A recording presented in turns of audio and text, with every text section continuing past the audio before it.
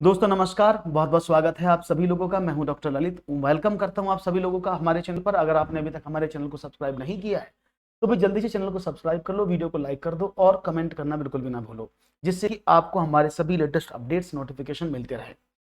इसके साथ साथ दोस्तों बता दें, जैसा कि मैंने आपको बताया, हम बात कर रहे थे एवरेज की। तो आज एवरेज का सेकंड चैप्टर मैं आपके सामने पढ़ा रहा हूँ, जिसमें हम प्रैक्टिस सेशन क्वेश्चन का करेंगे। कल हमने डिटेल में प्रैक्टिस सेशन के बारे में बात की थी और हमने कुछ क्वेश्चंस भी किए थे और हमने जाना था कि एवरेज क्या है। तो इसी कॉन्टेक्स्ट में मैं शुरुआत करता हूं। आज का पहला प्रश्न आपके सामने रखता हूं और विदाउट एनी डिले देखते हैं, जहां से हम खत्म करते हैं वहीं से शुरुआत करते हैं। सवाल है, 5 लगातार विषम संख्याओं का औसत 35 है, तो सबसे बड़ी संख्या ज्ञात कीजिए। कल मैंने आपको प्रीवियस सेशन में, अगर आपने नहीं पढ़ा है, अगर आपने प्रीवियस क्लास को नहीं पढ़ा है तो मैंने आपको डिटेल में समझाया है। आप उस क्लास को जाकर पढ़ सकते हैं। इससे पहली वाली क्लास आपको मिल जाएगी और आप आसानी से समझ पाएंगे सभी क्वेश्चंस किस तरह से हो रहे हैं। The average of 5 consecutive odd numbers is 35, find the largest number. सवाल आपके सामने है, तो देखेंगे जवाब क्या मिलता है। तो देखिए, अगर बेसिक से आप करेंगे तो आप मानेंगे, पहली संख्या मैंने मानी कि भाई a+1 है, दूसरी वाली a+3 है, तीसरी वाली a+5 है, a+7 है, a+9 है, तो ये 5 लगातार विषम संख्याएं होंगी।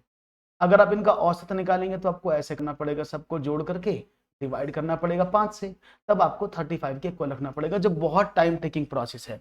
और इसको कल मैंने शॉर्ट में आपको कैसे बताया था, कैसे कर सकते हैं शॉर्टकट में, ये मैंने आपको बताया था कि आप क्या करेंगे, 5 विषम संख्या, तो 5 स्पेस बना लिए हमने, 1 2 3 4 5, ये 5 संख्याएं हैं। क्योंकि उनके औसत की बात की और मैंने क्या बताया था कि औसत हमेशा मिड में होता है, हमेशा मिड में होता है। तो मिड का वैल्यू ये है ना भाई, दो इधर मिड में, ये तो ये 35 है। तो इससे पहले वाली संख्या 33, इससे पहले वाली संख्या 31, इसके बाद वाली संख्या 37, इसके बाद वाली संख्या 39, दो का अंतर। 35 से दो पहली ऑड नंबर और 35 के बाद वाली दो ऑड नंबर। हमें पांचों संख्याएं पता लग गई। उसने बोला सबसे बड़ी संख्या बताओ कौन सी है, तो इजी है ना, तो 39 आपका सही जवाब हो जाएगा। बहुत ही खूबसूरती से आप समझ रहे हैं इस बात को। तो हम कैसे करते हैं, मिड में वैल्यू को मान लेते हैं, ठीक है ना। सभी को मेरा प्यार भरा नमस्कार, जो भी इस वीडियो को देख रहे हैं और जो भी कमेंट कर रहे हैं। ओके, तो बात समझ में आ गई 39 कैसे आया। अगर आप a+1 a+3 a+5 से करोगे तो टाइम लगेगा, ऐसे करोगे अगर आप कॉन्सेप्ट क्लियर है तो आपका जवाब विदाउट पेन भी आप निकाल सकते हैं। ये मैंने आपको प्रीवियस सेशन में समझाया था। एक और सवाल, 26 लगातार विषम संख्याओं का औसत 80 है, सबसे छोटी संख्या बताओ। The average of 26 consecutive odd numbers is 80। अब देखो, उसने 26 संख्याएं दे दी। अब 26 संख्याओं को जोड़ना तो बहुत टिपिकल टास्क हो जाएगा। अगर मैं आपसे बोलूं कि 26 संख्याएं हैं, 26 नंबर्स हैं, आप उन सबको लिखो, तो ये तो बहुत बड़ा टास्क है। a+3 से लेकर a+ आपको 52 तक लिखना पड़ेगा और उनको जोड़ोगे, औसत निकालोगे, बहुत डिफिकल्ट होगा। तो मैंने क्या काम किया, जैसे मैंने बताया, मतलब 26 संख्याएं होंगी तो 1 2 3 4 ऐसी, यहाँ पर 12वीं संख्या, 13वीं संख्या, 14 15 16 17 26 तक ऐसे हो जाएंगी ना। क्योंकि नंबर ऑफ टर्म्स इवन है, तो हमेशा पता है ना, इन दोनों का और संख्याओं का जो औसत होता है वो इन दोनों के मिड में होगा। बात समझ में आ रही है। यानी जो 80 है वो इन दोनों की 12 और 13, क्योंकि 12 से पहले गिनेंगे तो 26 जो है 13 13 में बढ़ जाएगा ना, 1 से लेकर 12 तक और 13 से लेकर 26 तक। तो मिड में ये दो संख्याएं आई, इन दोनों संख्याओं का औसत 80 आ गया, तो मतलब बीच में 80 है। इसका मतलब क्या है, ये वाली संख्या 79 होनी चाहिए, ये वाली संख्या 81 होनी चाहिए, जैसे मैंने आपको प्रीवियस बताया था। अब क्या करें, अब आपको सबसे छोटी संख्या निकालनी है। आप सभी जानते हैं हर एक ऑड, इससे पहले वाली कौन सी होगी 77, इससे पहले वाली 73 5, तो ऐसे निकालोगे तो बहुत टाइम लगेगा। तो मैंने क्या देखा, क्योंकि 12 संख्याएं हैं और 12 संख्याओं में अगर आप दो दो का गैप लेंगे तो 24 कम करना पड़ेगा। तो 79 से मैंने 24 कम कर दिया, तो मुझे क्या मिला 55। तो राइट ऑप्शन क्या होगा, सबसे छोटी संख्या कौन सी है 55। समझ में आई बात कैसे करना है, होप सो समझ में आ गया होगा। तो ऐसे सवालों को, बड़े बड़े सवालों को आप चुटकियों में कैसे हल करेंगे, शायद अब आपको पता लग रहा है, हम इसको आसानी से इस तरह से हल कर पाएंगे। इज इट क्लियर, बात समझ में आ गई। 55, बहुत बढ़िया भी, वेरी गुड। तो हमने क्या काम किया, हमने ऐसे नहीं किया कि हम सब संख्याओं को मानेंगे, हमने अपने माइंड का ज्यादा प्रयोग किया और हमने देखा कि सारी लगातार हैं, तो 12वीं और 13वीं संख्या मिड में होगी, तो इनके बीच में आएगा जो भी नंबर आएगा। तो इसका औसत 80 था, तो हमने इन दोनों संख्याओं का वैल्यू निकाला, 12वीं संख्या 79 और 13वीं संख्या 81। तो 12 संख्याओं, 12वीं संख्या का नंबर 79 है, तो पहली संख्या कितनी होगी, 2 का मल्टीप्लाई क्यों किया, क्योंकि हर एक संख्या के बीच 2 2 का डिफरेंस होगा। तो 12 में 2 की मल्टीप्लाई कर दी, हेलो जा, और हमने इसका मल्टीप्लाई कर दिया और उसको कम किया तो पहली संख्या 55 आ गई। आप ऐसे भी कम कर सकते हैं 2 2 करके, तब भी 55 आ जाएगा। क्लियर है। तो ये बड़ा सवाल था, अगर आप इसको बेसिक से करते तो ये आपको परेशान करता। आसान सवाल समझ में आया। एक और सवाल आपके सामने, एक और प्रश्न मैं आपके सामने रखता हूं। उम्मीद करता हूं ये वाला प्रश्न भी आप आसानी से दे देंगे। प्रथम 110 प्राकृत संख्याओं का औसत कितना है? Find the average of first 110 natural numbers. और ये आपको पता है कि अभी प्रीवियस सेशन में मैंने आपको एक्सप्लेन किया था, मैं सारे लिख देता हूं। अगर वो आपसे पूछता है प्रथम n प्राकृत संख्याओं का औसत, तो क्या होता है n+1/2। अगर वो बोले प्रथम इवन नंबर्स का सम एवरेज, तो n+1 ओनली। अगर वो बोले ऑड नंबर्स का, प्रथम विषम संख्याओं का औसत, तो जितनी वो संख्या होती वही उसका औसत होता है।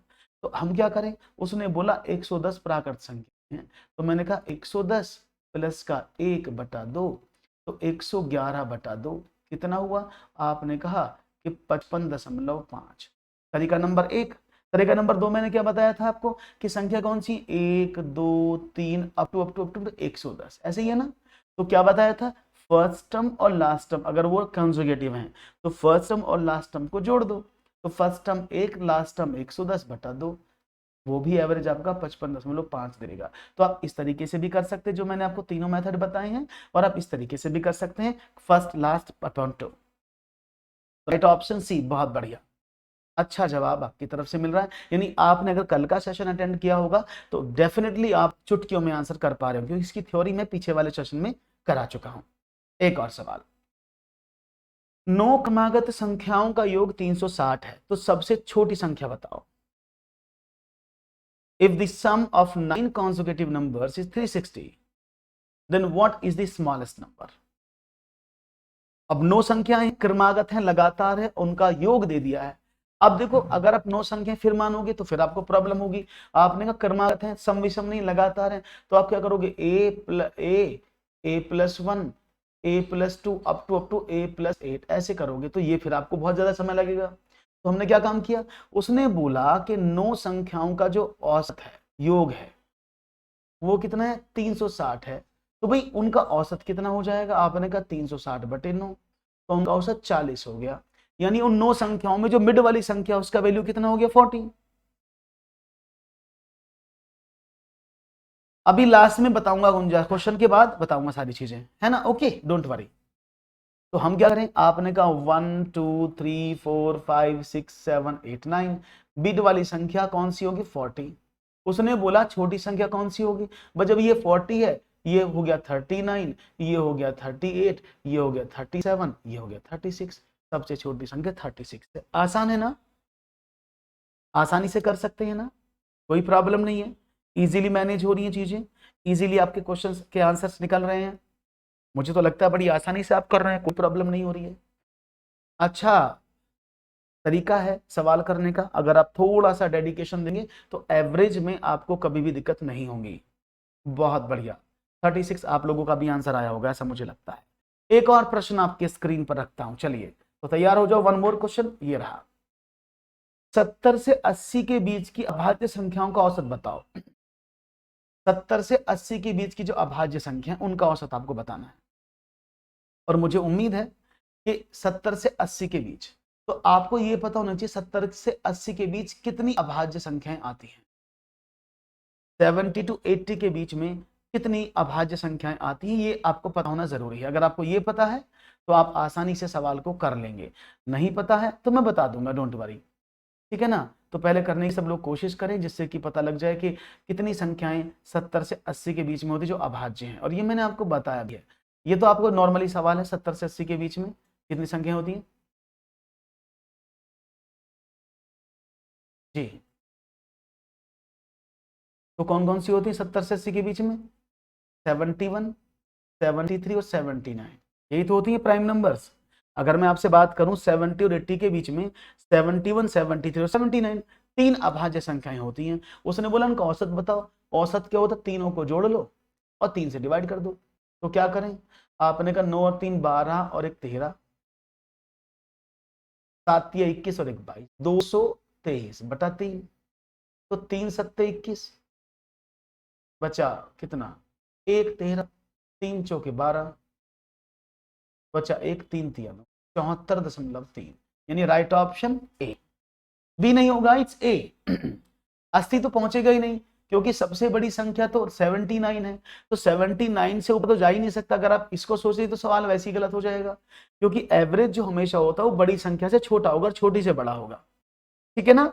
तो हमेशा याद रखिएगा। तो 80 तो वैसे ही काट दो, 80 तो ऑप्शन में ही नहीं आएगा अगर आप 80 सोच रहे हैं तो। क्लियर है, सिंपल सवाल था। तो इसमें 2 सवाल पूछे गए। एक प्रश्न ये था कि अभाज्य संख्याएं कौन कौन सी होती हैं 70 टू 80 के बीच, और उनका औसत क्या है, और आपने इसका आंसर देने का पूरा प्रयास किया और काफी अच्छे से उत्तर दिया भी आपने, वेरी नाइस। एक और सवाल, चलिए तो ये रहा, 9 समप्राकृत संख्याओं का औसत 20 है, तो अंतिम संख्या बताओ। The average of 9 even natural numbers is 20. So what is the last number? 16, 24, 15 या 28? सारे सवाल मैं पीछे वाले आपको रिवाइज करा रहा हूं नई डिजिट्स के साथ, अब फिर मैं आपको बड़े बड़े सवाल भी रखूंगा इसके आगे। हाँ, ऐसा हो सकता है स्नेहा, हम कई बार गलती कर देते हैं जब हम जोड़ते हैं या फिर डिवाइड करते हैं, उसमें हमसे कई बार गलती हो जाती है। तो उन बातों का आप सभी को विशेष ध्यान रखना है कि गलती ना हो। तो 9 समप्राकृत संख्या का औसत 20 अगर मैं बात करूं तो अंतिम संख्या कौन सी होगी? तो देखो 9 इवन प्राइम नंबर्स है, उनका औसत 20 है, तो 9 इवन प्राइम नंबर्स क्या हुए? 1 2 3 4 5 6 7 8 9। उसने बोला 9 संख्या है, औसत 20 है, तो यानी मिड वाली संख्या जो होगी उसका वैल्यू कितना, 20 हो गया। अब उसने बोला सबसे बड़ी संख्या, तो उसके बाद वाली कौन सी है? 22 24 26 और 28। सबसे बड़ी संख्या 28, छोटी कौन सी हो जाएगी? 18 16 14 और 12। तो सबसे छोटी संख्या 12, सबसे बड़ी संख्या 28। आपको कोई फॉर्मूला यूज नहीं करना पड़ रहा है, देख पा रहे हैं आप, there is no formula for your use. आप सिर्फ सवाल को करते चले जा रहे हैं, कोई भी फॉर्मूला आपको नहीं लगाना पड़ रहा है। तो कितना आसान तरीका है सवालों को समझने का और करने का, इजीली हो रहा है ना। अदरवाइज आपको क्या करना पड़ता, x, x plus 3, x plus 5, x plus 7, x plus 9, तब आपको करना पड़ता जो आपको प्रॉब्लम करता। Okay, very good. तो एक और सवाल है फिर आपकी स्क्रीन पर ये रहा। चलिए सवाल है, 24 संख्याओं का औसत 25 है, प्रथम 15 संख्याओं का, और ये सवाल थोड़ा सा रॉन्ग है, इसको नहीं करेंगे। इसमें संख्याएं जो है वो 30 संख्याएं हैं, तो ये गलत लिख दिया सवाल, इसको नहीं करना, इसको करना है।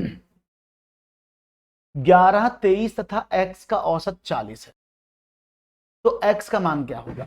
The average of 11 23 and x is 40, then what is the value of x? 11 23 और x का औसत 40 दिया गया है, तो आपको x का वैल्यू बताना है कितना है। और औसत तो आप सभी जानते हैं कैसे निकालते हैं, औसत तो आप सभी जानते हैं कैसे निकालते हैं। औसत क्या होता है कि total sum upon total digit. ऐसे तो करते हो, total sum upon total digit. अगर मैं टोटल सम की बात करूं तो टोटल सम में क्या करेंगे, 11 23 और x जोड़ दें इनको, 11 23 plus x upon total digit कितनी है, 3, और वो किसके बराबर है, 140 के। तो 11 और 23 34 प्लस x बराबर 40 मल्टीप्लाई बाय x कितना हो गया, आपने कहा x is equal to 120 minus का 34, तो कितना हुआ, आपने कहा 86। Right option, option number B. आसान है, ये जल्दी से करिएगा, मैं पानी ले लूं थोड़ा सा, बस जल्दी से करिएगा क्वेश्चन। समझ में आ गया सवाल कैसे किया है, सभी लोगों को क्लियर हो गया कैसे हुआ है सवाल? कोई प्रॉब्लम हो तो बताओ, फिर नेक्स्ट क्वेश्चन देता हूँ। आसान है, बी बहुत बढ़िया जवाब, क्योंकि 86 आसानी से आपने क्यों निकाला, क्योंकि बहुत सिंपल सवाल। अगर आपको प्रॉपर्टीज पता है, आपको पता है कि एग्जीक्यूशन कैसे होगा एवरेज का। 11 सवाल क्या था, क्वेश्चन नंबर 11 नहीं है ये 11 सवाल नहीं है, सवाल बहुत सिंपल है। ये 3 नंबर हैं, 11 23 और x। इन तीनों का औसत 44 है। तो औसत क्या कहता है कि कुल संख्याओं का योग, सबको जोड़ दें 11, 23 और x अपॉन 3, वो 40 के बराबर है क्योंकि संख्या 3 है। 3 को उधर भेज दिया, जब 11 और 23 को जोड़ा तो 34 आया, 34 प्लस x बराबर 120। जब x का वैल्यू निकला 34 को उधर भेज दिया, आ गया। बहुत सिंपल कैलकुलेशन है, आराम से कर सकते। नहीं नहीं नहीं, क्वेश्चन नंबर डले ही नहीं है। ओके, एक और सवाल, मैं पानी ले ले रहा हूँ, जब तक बताइए आंसर क्या।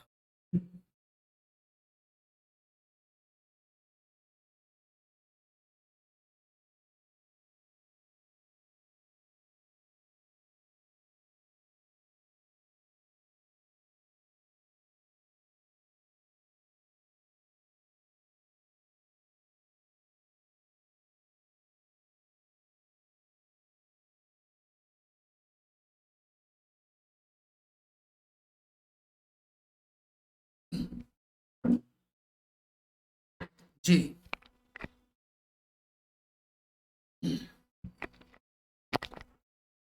क्वेश्चन आपके सामने है, जवाब चाहेंगे क्या मिलेगा। देखो, 12 संख्याओं का औसत 20 है, कोई प्रॉब्लम नहीं है। अगर 12 संख्याओं का औसत 20 है तो मैंने क्या बताया था, तो टोटल कितना होता है, आपने कहा नंबर मल्टीप्लाई बाई एवरेज, तो टोटल 240 है। ये बात समझ में आ गई होगी। उसने कहा पहली 5 संख्याओं का औसत 18 है, तो 5 संख्याओं का एवरेज कितना है, 18 है, तो टोटल कितना हो जाएगा, आपने कहा 5 मल्टीप्लाई बाई 18 बराबर 90। उसने बोला अंतिम 6 संख्याओं का औसत, 6 संख्याओं का एवरेज कितना है, उसने बोला 22, तो टोटल कितना हो जाएगा, 6 मल्टीप्लाई बाई 22, 132।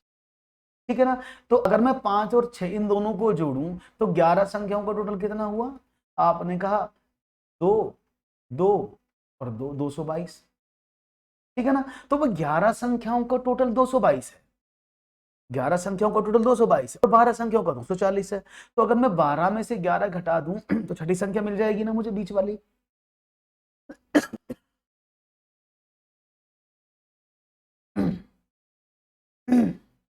मिल जाएगी ना। तो 12 में से 11, एक संख्या कितने की हुई, आपने कहा 240 माइनस का 222 बराबर 80। तो राइट ऑप्शन क्या होगा, 18। क्लियर है, कोई प्रॉब्लम तो नहीं किसी को, 18 इज द राइट आंसर। कोई इशू नहीं, कोई प्रॉब्लम नहीं, कोई समस्या नहीं, समझ में आ रही है सारी चीजें, दैट्स वेरी नाइस। बहुत अच्छे से आप जवाब दे रहे हैं, कोई भी इसमें दिक्कत नहीं, कोई भी परेशानी नहीं। एक और सवाल, तो इस तरह के सवाल तो आप बड़ी आसानी से करते जा रहे हैं, बहुत ही खूबसूरत समा आपने बांधा हुआ है। एक सवाल और है, 12 से 40 तक की सभी सम संख्याओं का औसत कितना होगा। 12 से 40 तक की सभी सम संख्याओं का बताओ। तो भाई 12 से 40 तक की सभी सम संख्याओं का औसत आपको बताना है। और देखिए इसमें दो तरीके हैं, अगर मैं आपसे कहूं तो या तो आप ऐसे कर लो कि भाई 12, 14, 16, 18, 20, 22, 24, 26, 28, 30, 32, 34, 36, 38 और 40। ये आपने 12 से 40 तक की सभी संख्याएं लिख दी। अब इनके मिड टर्म देख लो कौन सी है। आपने कहा 1, 2, 3, 4, 5, 6, 7, 8, 9, 10, 11, 12, 13, 14, 15, 15 संख्याएं हैं। तो 8वीं संख्या आ जाएगी ना, 1, 2, 3, 4, 5, 6, 7, 8, तो 26 इसका आंसर आ जाएगा, है ना। एक तरीका तो ये था। या आप कैसे कर सकते थे, देखो अगर मैं आपसे बोलूं कि भाई, अगर मैं इसको स्टार्ट से करूं कि अब हम मानेंगे 2 से 40 तक की सम कितना होता है। अगर मैं 2 से 40 तक की संख्या की बात करूं तो 20 संख्याएं होती हैं। भाई आधी सम और आधी विषम होती हैं, बात समझ में आ रही है। भाई 2 से 40 तक की अगर हम बात करते हैं तो आधी संख्याएं सम और आधी विषम होती हैं। ठीक है। तो उसने बोला कि 20 संख्याएं आई टोटल, तो इन 20 संख्याओं का औसत कितना होगा। बहुत बढ़िया, तरीका नंबर 1, वेरी गुड। तरीका नंबर 2 बताएं। आपने कहा इसको बाद में बताएंगे, एक तरीका और देख लो। अभी मैंने क्या बताया था, first term plus last term upon 2। अगर आपकी संख्याएं कॉन्जुगेटिव हैं तो पहली संख्या कितनी है, 12, अंतिम संख्या कितनी बनेगी, 40। इन दोनों को जोड़ दें तो 2 से डिवाइड कर दें, तो 52/2 बराबर तो ये आसान है ना, तो आप इसको कर सकते हैं, ये शॉर्टकट में रहेगा जो हम आपको बताते चल रहे हैं, ठीक है ना। हाँ वही बता रहे हैं, इज इट क्लियर। तो जब कॉन्जुगेटिव नंबर्स होते हैं तो क्या कर सकते हैं आप, first term plus last term by 2, बस आपका एवरेज आ जाएगा। तो आपने सिंपल निकाल लिया, 26 इज द एवरेज। आसान है, वेरी गुड। अगर मैं इसको बताऊंगा इसमें टाइम लगेगा आपको तो ये और भी लंबा हो जाएगा, तो हमने क्या काम करा, हमने फर्स्ट, क्योंकि हमारे नंबर कॉन्जुगेटिव थे। Okay, very good. आगे बढ़े, एक और सवाल फिर तो ये रहा, 15 छात्रों की औसत आयु 18 वर्ष है, एक नए छात्र की भी आयु जोड़ दी जाए तो औसत में 1 वर्ष की कमी हो जाती है, नए छात्र की आयु बताओ। देखते सवाल क्या है, the average age of 15 students is 18 year, if the age of a new student is also added then the average decreases by 1 year, what is the age of the new student। तो नए बच्चे की उम्र बताओ। अब देखो समझो, आपने कहा 15 छात्र थे, उनकी औसत आयु, उनका एवरेज कितना है, 18 है, तो उनकी टोटल आयु कितनी हो जाएगी, आपने कहा 15 मल्टीप्लाई बाई 18, तो 15 ठीक 120, 15 एकम 15 12 17, ठीक है जी, 270 है टोटल आयु। उसने बोला कि इसमें एक आदमी की एक और जोड़ दिया, एक हमारे टिल्लू भैया आगे उनकी आयु और जोड़ दी, जब एक आदमी जुड़ गया तो कितने व्यक्ति हो गए, 16, तो एवरेज कितना हो जाता है, उसने बोला एवरेज में 1 वर्ष कम हो जाता है, तो पहले 18 था अब 1 कम हो गया, तो कितना हो गया 17, तो टोटल कितना बन गया, आपने कहा कि 16 गुणा 17, तो देखो 16 सत्ते 112, हासिल लगे 11, 16 कम 16 और 11 27, 272। तो यानी इस बंदे को जोड़ने के बाद जो टोटल आयु, यानी 16 लोगों की टोटल आयु कितनी है, 272, और 15 लोगों की टोटल आयु कितनी, 270। तो अगर मैं इसमें से इसको घटा दूं तो इस वाले की मिल जाएगी ना, तो आपने कहा 272 में से आपने 270 घटा दिए, तो उस बच्चे की आयु 2 वर्ष थी। क्लियर है, बात समझ में आ गई। कोई ऐसा मेरा साथी जिसको समझ में ना रही हो बात ही, तो मुझे बता दे, आगे समझ में कोई प्रॉब्लम तो नहीं किसी को जी। हाँ मैं रिपीट कर देता हूँ, don't worry, I will repeat again, don't worry, आप घबराए ना कि हो नहीं रहा, दोबारा बता देंगे, बहुत सिंपल सी कहानी है, I will repeat again, don't worry, I will repeat, okay, हाँ you don't worry, I repeat it again, फिर से समझ लो क्वेश्चन में, इसको मैं हटा देता हूँ पहले फिर बताता हूँ आपको, देखो फिर समझ लो, कोई प्रॉब्लम नहीं है सवाल में। उसने क्या बोला, 15 छात्रों की जो औसत आयु है, एवरेज एज है, वो कितनी है, उसने बोला 18 वर्ष है, तो हम टोटल एज कैसे निकालते, 15 लोगों की कुल आयु कितनी होगी, आपने कहा number of students into average, तो उसकी मल्टीप्लाई कर देंगे तो 270 वर्ष है, यानी कुल मिलाकर के 15 लोगों की जो टोटल एज है वो 270 है। उसने बोला इसमें एक आदमी और जोड़ा गया, तो टोटल कितने व्यक्ति हो गए, 16। उसने बोला ना कि एक नए छात्र की आयु जोड़ दी जाए, जब नए छात्र को जोड़ोगे तो छात्रों की संख्या भी तो बढ़ेगी, है ना, तो टोटल बच्चे कितने हो गए, 16, तो जो एवरेज है इसकी जोड़ने पर वो एक कम हो जाता है, जितना पहले था उससे कम हो गया, तो 17 हो गया, यानी अब 16 बच्चों का जो एवरेज है वो 17 है, तो इनकी टोटल आयु कितनी हो जाएगी 16 बच्चों की, आपने कहा 16 बच्चे और 17 उनका एवरेज, तो 272, इनका मल्टीप्लाई कर दिया, यानी क्या देखा आपने कि 16 बच्चों की टोटल आयु 272 है और 15 बच्चों की टोटल आयु 270 है। अगर मैं 16 में से 15 घटा दूं, बच्चों को आयु घटाऊं, तो मुझे ये जो बंदा जोड़ा था इसकी आयु मिलेगी कि नहीं मिलेगी, है ना, तो आपने कहा ओके, तो हमने क्या काम किया, 272 16 बच्चों की आयु, 270 टोटल आयु 15 बच्चों की, तो 2 वर्ष, यानी ये जो आदमी आपने जोड़ा, इसकी जो व्यक्ति आपने जोड़ा, इसकी उम्र 2 वर्ष थी। क्लियर है, आ गया, क्लियर हो गया सबको, वेरी गुड। क्लियर होना बहुत जरूरी है, जब तक सवाल क्लियर नहीं होगा तब तक कोई फायदा नहीं है। ओके, एक और सवाल लेते हैं फिर, 24 के सभी गुणनखंडों का औसत क्या है, what will be the average of all the factors of 24, तो 24 के सभी फैक्टर क्या होंगे, okay, I think you join late, I think you join late, अभी जिनको ये समझ में नहीं आ रहा, मैंने पहले ही बोला था कि वो लोग इसका प्रीवियस सेशन जरूर देखें, उसमें मैंने डिटेल में समझाया कि कैसे निकालते हैं, और इसमें मैं स्टार्टिंग से आपको सारे सवाल समझाता चल रहा हूं। अभी एक दो सवाल अगर आपको समझ नहीं आ रहा है किसी को, तो अभी एक दो सवाल और देखेंगे तो ये क्लियर हो जाएगा। तो 24 के सभी गुणनखंडों का औसत क्या होगा? What will be the average of all the factors of 24?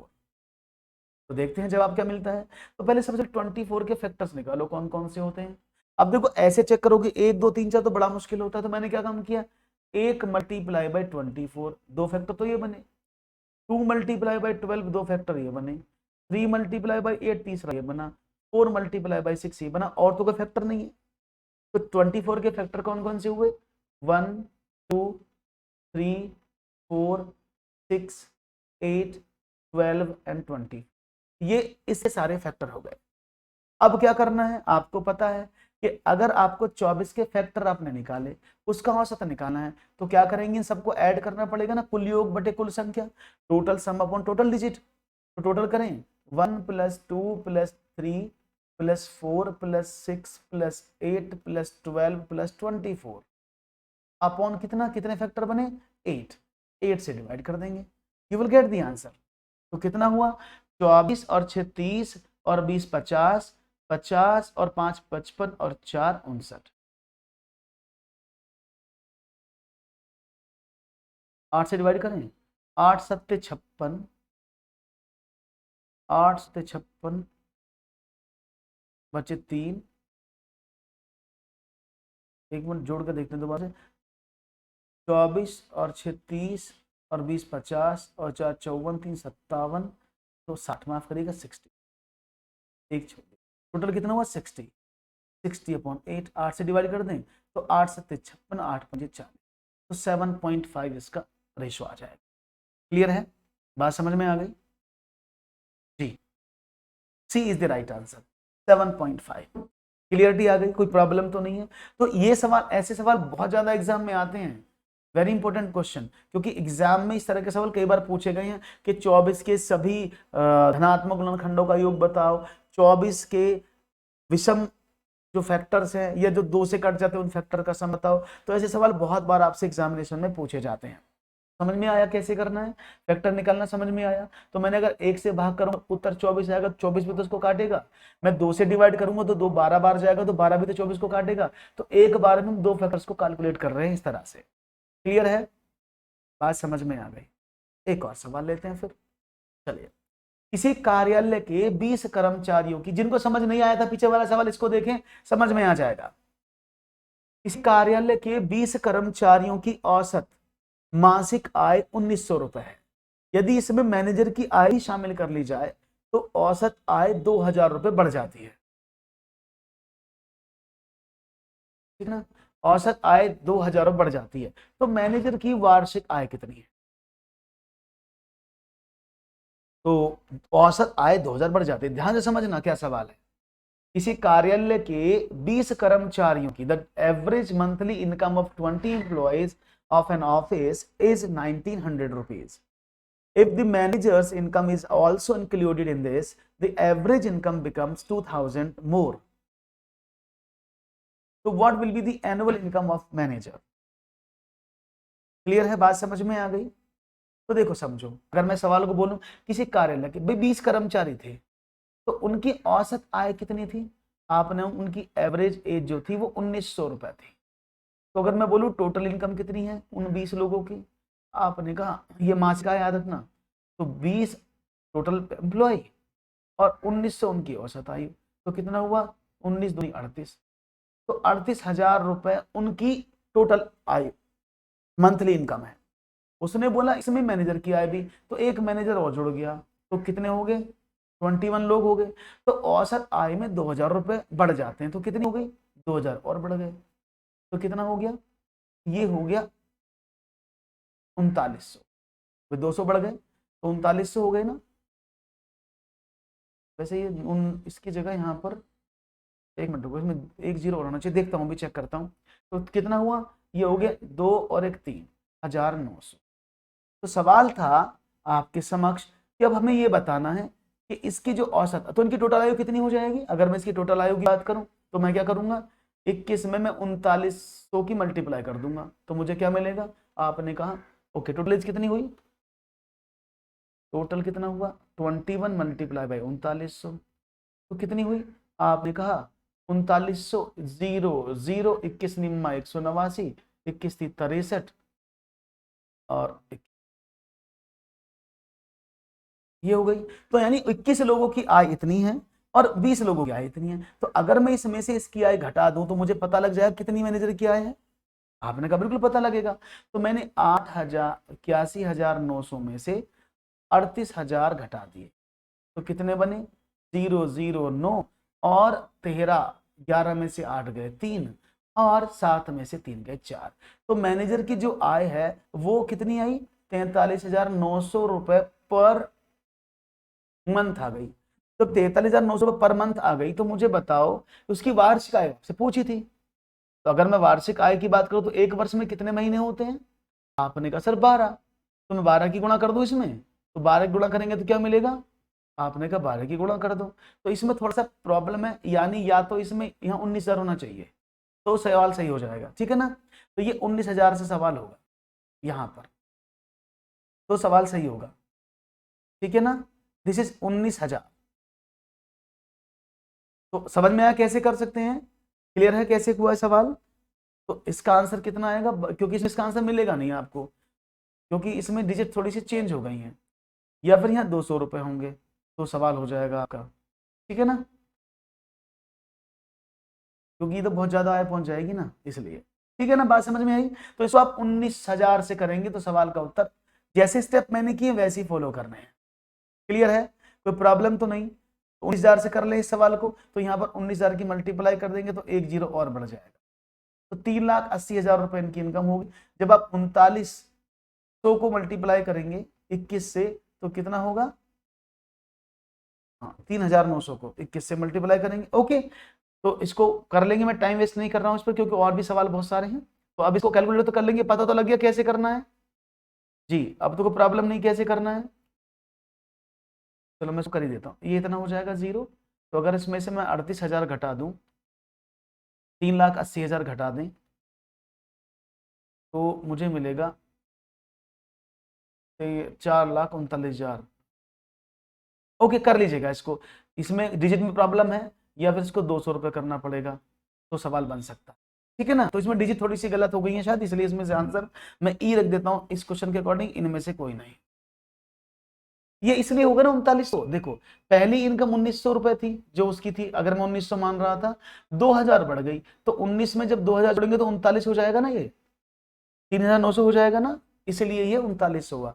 अगर मैं इसको बताऊं तो इसको आप 200 करके करेंगे तो सवाल में भी बन जाएगा, ओके। तो डिजिट आप चेंज कर लीजिएगा एक बार। एक और सवाल लेता हूं, 1 से 50 तक की विषम संख्याओं का औसत क्या होगा, what will be the average of odd numbers from 1 to 50।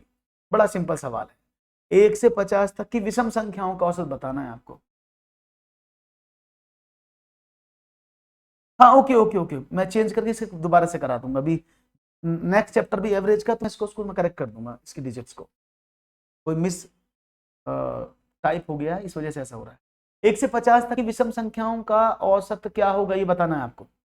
देखते हैं, what will be the average of odd number from 1 to 50। तो देखते हैं आपका जवाब क्या मिलता है। अभी मैंने बताया था कैसे कर सकते हैं इस सवालों को, 1 से लेकर 50 तक की संख्याओं के बीच में, देखो अब 1 से 50 तक मत कर देना, उसने बोला 1 से 50 के बीच में विषम संख्याएं कितनी आती हैं। और आप याद रखिएगा अगर आप स्टार्टिंग से काउंट कर रहे हैं तो 50 नंबर टोटल हुए, इनमें आधे इवन होते हैं और आधे ऑड होते हैं, आधे इवन और आधे odd.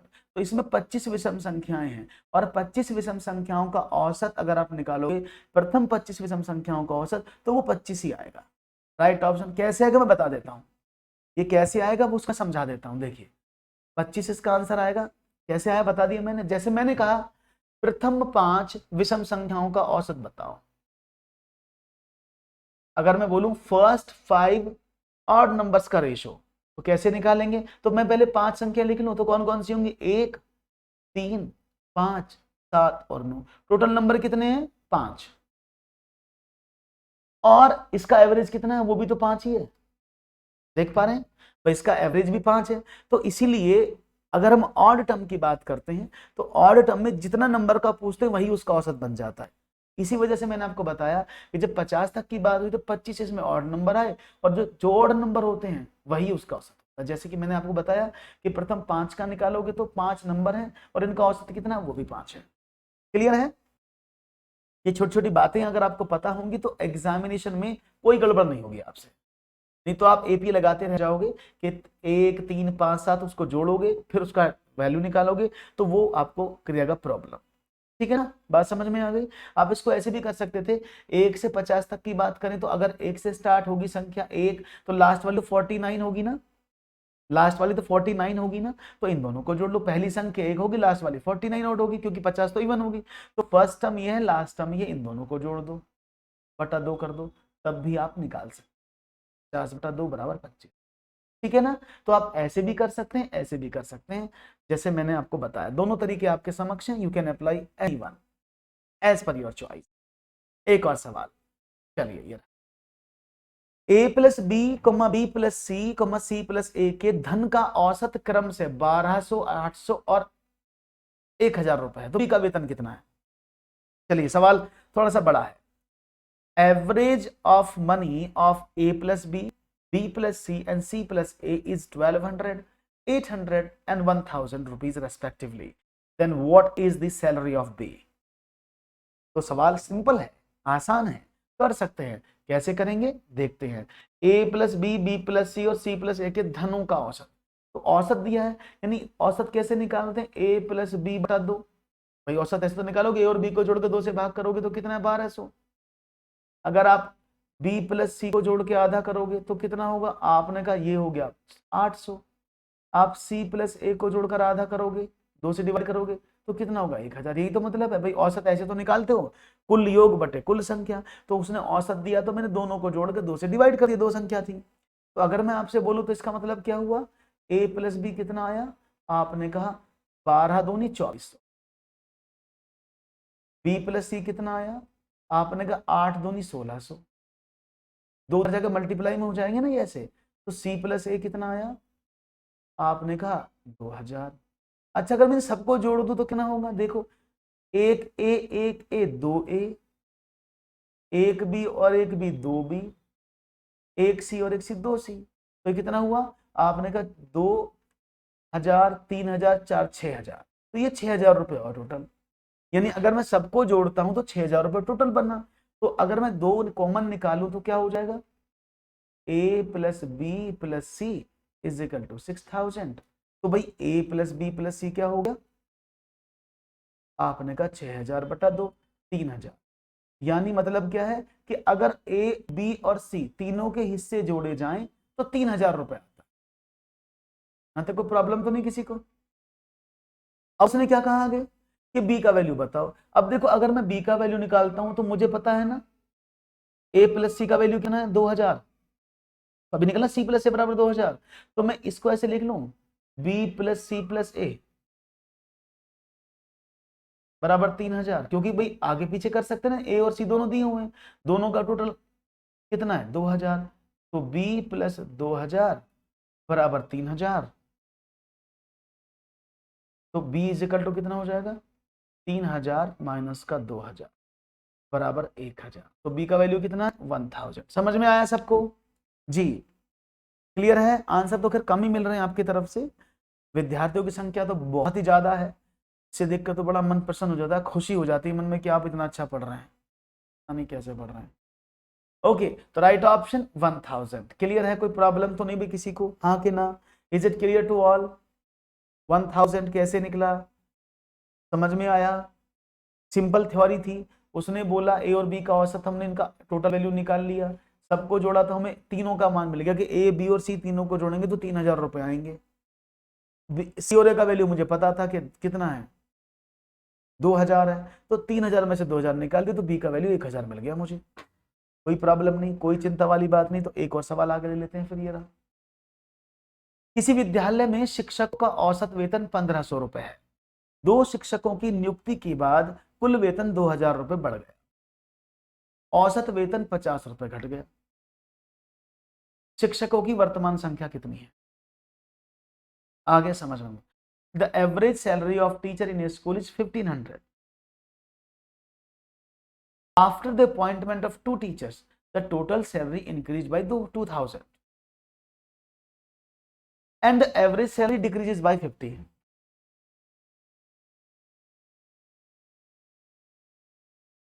Then what is the present number of teachers? मुझे उम्मीद है सवाल थोड़ा सा अपोजिट कंडीशन से पूछा गया, अपोजिट तरीके से पूछा गया और मुझे विश्वास है इसका जवाब आसानी से दे सकते हैं। तो देखेंगे आपके जवाब क्या होंगे। हमें तो उम्मीद है कि आपके जवाब अच्छे ही मिलेंगे, गलती नहीं करेंगे आप, ऐसा मुझे विश्वास है। बाकी तो आप हैं सब एकदम रेडी, तैयार रहते हैं, तो ये अच्छी बात है। तो ऑप्शन मुझे मिल रहा है यहाँ पर आप लोगों की तरफ से। लेट्स सी, देख लेते हैं कौन सा ऑप्शन देने को आप तैयार हैं। और यहाँ पर आपका जवाब क्या मिल रहा है, आराम से करो, टेक योर टाइम, क्योंकि मुझे उम्मीद है कि आपका जवाब अच्छा आना चाहिए। तो सवाल है आपकी तरफ, जवाब क्या होगा, लेट्स सी। तो यहाँ पर जवाब मिलने लगे हैं, सी। ओके, लेट्स सी, हम भी देख लेते हैं। Let's see what will be the right answer for this question. देखो समझो, अगर मैं टोटल एम्प्लॉय की वैल्यू को मुझे नहीं दी ना, तो मैं टोटल एम्प्लॉय की वैल्यू को एक्स मान लेता हूं, कोई प्रॉब्लम है क्या? अगर मैं टोटल जो शिक्षक हैं उनकी जो आय है उसको मान लूं कि वो आयु भैया हमारे पास जो है वो ये है, तो कोई प्रॉब्लम नहीं होनी चाहिए आपको। चलो मैं बता देता हूं जिससे कि प्रॉब्लम ना हो और आप आसानी से समझ लें। कोई गड़बड़ नहीं होनी चाहिए बस सवाल में, इस बात का हमेशा ध्यान रखिएगा। चलो समझते हैं सवाल में क्या मीनिंग था। देखिए, उसने बोला सवाल में, मैंने माना शिक्षक नहीं पता है मुझे, तो मैंने शिक्षक को माने एक्स शिक्षक हैं उसमें। तो अगर एक्स शिक्षक हैं तो औसत वेतन कितना, 1500। तो अगर एक्स शिक्षक हैं और उनका वेतन जो है 1500 है, तो टोटल कितना हो जाएगा? आपने कहा 1500 एक्स हो गया, क्योंकि total number of employ multiply by average, तो क्या होता है, कुल सैलरी 1500 एक्स है। अब इसमें 2 शिक्षक और नियुक्त कर दिए गए, तो शिक्षक कितने होंगे, एक्स प्लस 2। तो औसत वेतन 50 रुपए घट गया, तो ये हो गया 50 रुपए कम। तो कितना हुआ, आपने कहा 50 रुपए कम कर दिए, तो 1450 हो गया। उसने बोला इसको करने पर क्या हुआ कि कुल वेतन 2000 बढ़ गया। जो टोटल वेतन था वो पहले से 2000 रुपये और बढ़ गया। यानी मतलब क्या हुआ, जो भी वेतन आपके सामने निकला, अगर मैं इससे टोटल वेतन निकालूं, इन दोनों की गुणा करूं, x प्लस 2 मल्टीप्लाई बाई 1450, ये तो मतलब है। तो इससे जो टोटल वेतन निकला वो पहले वाले में 2000 बढ़ गया। यानी कितना हुआ, x प्लस 2 मल्टीप्लाई बाई 1450 बराबर 1500x प्लस 2000। ये वैल्यू आपके सामने आ गई। ओके, अब क्या करें, अब हमने इसकी मल्टीप्लाई इसमें कर दी, तो क्या हो जाएगा, 1450x plus 2900 is equal to 1500x plus 2000। अब इसको मैंने इधर भेज दिया, इसको इधर भेज दिया, तो ये कितना बना, माइनस का 50x बराबर 2000 माइनस का 2900, तो कितना बना, 900। तो x 50x is equal to 9, तो x बराबर कितना हुआ, आपने कहा 900 का 50 45। तो जो एम्प्लॉयज हैं वो 45 होने चाहिए, इसमें 25 कैसे दिखाया। बात समझ में आ रही है, कोई प्रॉब्लम तो नहीं भी किसी को? एक बार फिर से रीचेक कर लेते हैं, सवाल तो सही है। नियुक्ति के बाद 2 जोड़ा, ठीक है, 2000 रुपये बढ़ गया, 2000 बढ़ गया, कोई बात नहीं, पुराने वेतन का 2000 रुपये बढ़ गया, औसत वेतन 50 रुपये कम हो गया, ओके कोई बात नहीं। शिक्षकों की वर्तमान संख्या बताइए, हाँ ठीक है, तो x बराबर 45 आना चाहिए। क्लियर है, इसको 45 कर देते हैं। ओके, कोई प्रॉब्लम किसी को, कोई समस्या हो तो प्लीज बताएं। वैसे कोई प्रॉब्लम नहीं होनी चाहिए सवाल में, ऐसा मुझे लगता है कि सवाल में गड़बड़ तो नहीं होनी चाहिए। बाकी तो आप पर डिपेंडेंसी, आप कैसे सवाल करते हैं। ओके, आगे बढ़ें जी। तो मुझे उम्मीद है कि आपका जवाब अच्छा मिला और आपने जवाब को सही से देने का प्रयास किया। आगे बढ़ें, एक सवाल और लिया जाए, वन मोर क्वेश्चन। चलो ये रहा, तीन संख्याओं में पहली संख्या दूसरी संख्या की दुगनी तथा तीसरी संख्या की तीन गुनी है। तीनों संख्याओं का औसत 88 है, तो सबसे छोटी संख्या ज्ञात करें। तो देखूंगा मैं जवाब क्या मिलेगा। मैं चेंज कर देता हूँ, नहीं बाद में दिक्कत होगी सवाल को करने। इट इज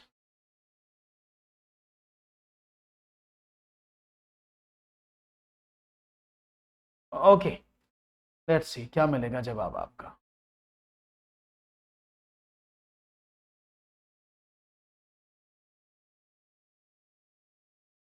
तो मैंने सेव, अगली बार में दिक्कत नहीं। ओके यस, तीन संख्याओं में सवाल को समझने की कोशिश करना। Of the three numbers the first number is twice the second number and thrice the third number.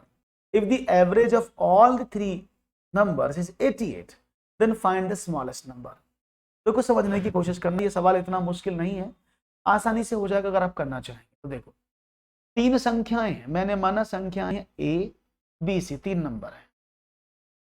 उसने बोला पहली संख्या दूसरी संख्या की दुगनी है, अच्छा, और तीसरी संख्या की तीन गुनी है। तो ध्यान से समझना, अगर मैं तीसरी संख्या को ए मान लेता हूं तो ये 3a हो जाएगी ना।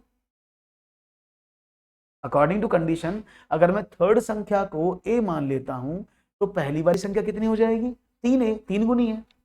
तो बी कितना है, उसने बोला जो पहली संख्या दूसरी संख्या की डबल है, तो उसको मैं लिख दू 3/2a, तभी तो डबल होगी भाई, यानी 20 का आधा है। आपने माना सी जो है ए है, तो ए कितना हुआ 3a, क्यों, क्योंकि तीन गुना है और बी उसका आधा है। तीन संख्या में पहली संख्या दूसरी संख्या की दुगनी है, तो दूसरी संख्या आधी होगी ना उसकी। तो तीन संख्याएं आपको मिली 3a, 3/2a और a। उसने बोला इनका औसत, अब औसत कैसे निकालते हैं, तीनों संख्याओं को जोड़ दो, तो 3a plus 3/2a plus a। अगर मैंने कहा एलसीएम निकालूं तो कितना हो जाएगा, जोड़ू तो कितना हो जाएगा, आपने कहा 3 दूनी 6a plus 3a plus 2a, तो 6 और 3 9 तो 11a/2, ये इनका टोटल आया। लेकिन ये औसत है, इन संख्याओं का औसत 88 है, तो संख्याएं कितनी, तीन। तो भाई औसत का मतलब क्या है, तीन औसत है तो तीन से डिवाइड और करना पड़ेगा ना। जब इनका औसत है, तीन संख्याओं का है, तो तीन से डिवाइड करना पड़ेगा कि नहीं करना पड़ेगा, मैंने कहा बिल्कुल, तो तीन से और डिवाइड कर दिया, तो कितना बना 11a is equal to 88 multiply by 6 और a is equal to upon 11, तो 11×8 = 88, तो 48 इसका सही जवाब होगा।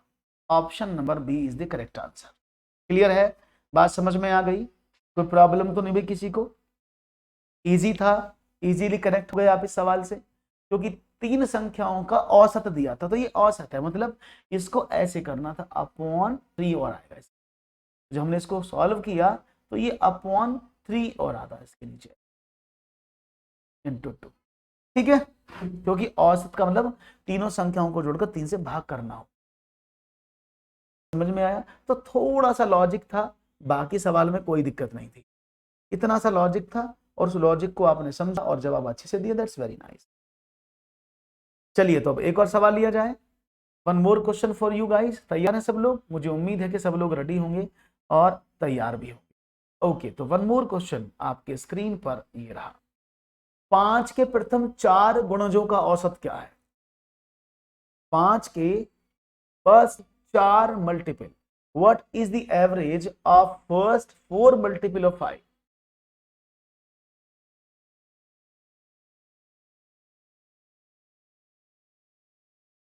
बहुत सिंपल सवाल है, what is the average of first 4 multiple of 5।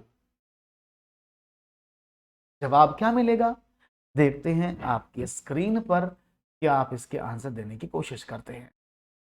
मुझे उम्मीद है कि जवाब अच्छा मिलेगा, गलती नहीं होगी आपसे, ऐसा मेरा विश्वास है, और बाकी तो आप पर मुझे पूर्ण विश्वास रहता ही है जी।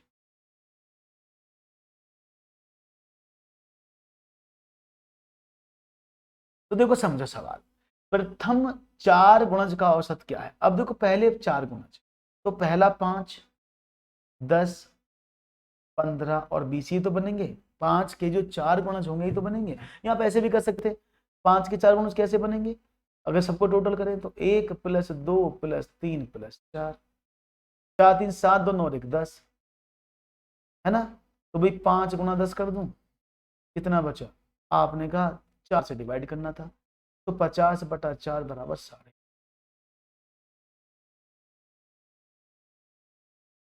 Welcome Gunja, is it clear, आसानी से समझ में आया, कोई प्रॉब्लम नहीं थी। 12.5% जो है उस वैल्यू का मान है, कोई प्रॉब्लम नहीं है, क्योंकि यहाँ पर बहुत सारे सवाल हो जाते हैं। अब तक मैं 20 क्वेश्चन करा चुका हूँ आप लोगों को एवरेज के, तो आप देखिएगा कितना इंपॉर्टेंट सेशन है आपके लिए। एक और चलो, एक विद्यालय में 10 शिक्षकों में से प्रत्येक 3500 रुपए वेतन पाता है, अन्य 15 शिक्षक में से प्रत्येक 4000 रुपए वेतन प्राप्त करता है। उस विद्यालय में से एक शिक्षक की औसत आय याद करें। इन ए school 10 teachers each have a salary of rupees 3500. The other 15 teachers get a salary of rupees 4000 each. Find the average income of a teacher in that school. अब एवरेज इनकम बतानी है, तो अब पहले तो पता लगे ना, उसने बोला 10 टीचर हैं और एक टीचर को मिलता है 3500 रुपए, तो टोटल कितने मिलते होंगे, 10 टीचर को कितने मिलते होंगे, 35,000 रुपए। भाई 10 टीचर है, एक टीचर को 3500 रुपए, 3500 रुपए सैलरी मिलती है, तो अगर मैं 10 की गुणा कर दूं तो 35,000 रुपए टोटल सैलरी बटी। ओके, उसने बोला और 15 शिक्षक जो है वो ऐसे जिनको 4000 रुपए सैलरी मिलती है, तो उसकी गुणा कर दें तो टोटल सैलरी इन 15 को कितनी मिलती है, आपने कहा 60,000, तो इन 15 लोगों को 60,000 सैलरी मिलती है। अच्छा टोटल सैलरी कितनी बटी, आपने कहा 95,000। टोटल लोग कितने हो गए, आपने कहा 25, ठीक है ना, टोटल लोग 25 हो गए, तो 25 लोगों को कुल 95,000 रुपए बढ़ता है। तो अगर मैं इन 25 लोगों को टोटल आपने 95,000 रुपए देखा, तो उसका एवरेज कैसे निकालेंगे, कुल योग बटे कुल संख्या, 95,000/20, तो 25 थी 75, 25 अट्ठे 200, 75, ठीक है ना, 3800। तो एक शिक्षक की जो औसत तनख्वाह वो कितनी है, 3,800 रुपये। कोई प्रॉब्लम तो नहीं किसी को भाई, 6,000 रुपये तो कभी हो ही नहीं सकती ना। अगर आप खुद सोचो, 6,000, 5,000, 4,000 तो कभी होगी नहीं, क्योंकि इन शिक्षक की जो भी एवरेज आएगा, क्योंकि ज्यादा से ज्यादा 4,000 रुपए, इससे कम होगा, ज्यादा नहीं होगा। अगर आप थोड़ा सा भी सोचेंगे तो खुद सोचो, मैंने अभी पहले भी बताया था आपको कि अगर आप बात करते हैं कि 4,000 रुपए हाईएस्ट सैलरी है, तो एवरेज उससे ऊपर कैसे जा सकता है, एवरेज हमेशा उससे कम होगा। तो अगर आप थोड़े से स्मार्ट हैं तो आप इसको वैसे भी काट सकते थे कि भाई एवरेज 4,000 के ऊपर कभी नहीं जाएगा, तो इसका आंसर आप विदाउट सॉल्यूशन भी लिख सकते थे। अगर आप थोड़ा सा डीप नॉलेज रखते हैं और डीप स्टडी करते हैं तो it is very beneficial for you, ऐसा मेरा मानना है। ओके, बढ़िया, बहुत अच्छे से समझते हैं आप सवालों को, काफी अच्छे से उत्तर भी देते हैं। तो एक और सवाल ले लेते हैं, चलो बताओ, 6 के प्रथम 8 अपवर्तियों का औसत क्या होगा। What will be the average of first 8 minus of 8? Minus means multiple. ये सवाल इसलिए लिखा क्योंकि आपको भाषा मिल जाए हमारी लिखी हुई तो आप घबराए ना, एग्जामिनेशन में अगर इस तरह की भाषा का प्रयोग हो, अपवर्त मीन्स गुणज।